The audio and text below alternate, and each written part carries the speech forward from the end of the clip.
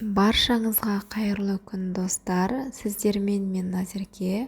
Бүгін KFC тауық қанаттарының рецептісімен бөлісемін. Ең алдымен осылай тауық қанаттарын дайындап аламын. Шет жағын кесіп, тауықтың қанаттарын екіге бөлемін. Және де тұз, қара бұрыш, қызыл бұрыш және паприка, су қосып араластырамын. Кемінде осылай 2 сағатқа қойған дұрыс. Өйткені маринад тауықтың бойына өте жақсы сіңеді. Маринадымыз дайын болғаннан кейін бізге ұн, тұз және паприканы араластырып, бұл бізде кляр деп аталады.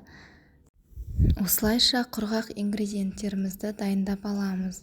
Және де біздің жаңа дайын болған тауықтарымызды осы құрғақ ингредиенттерге салып араластырамыз.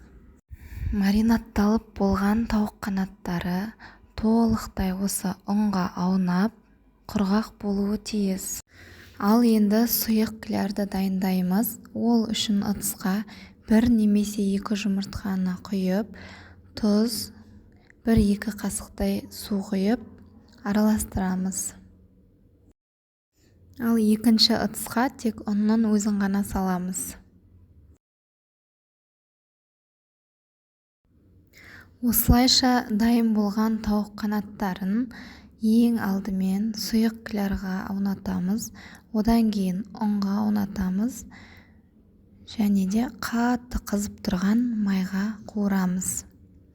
Майымыз өте қатты қызып тұрған болу керек, өйткені тауықтың бойына майды сіңіріп алады.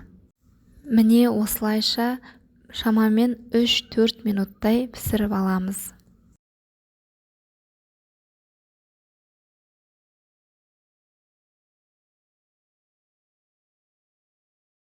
Міне достар, бізде осылай шықты, өте дәмді, сіздерге ұнайтынына сенімдімін. Каналыма тіркелуді ұмытпаңыздар.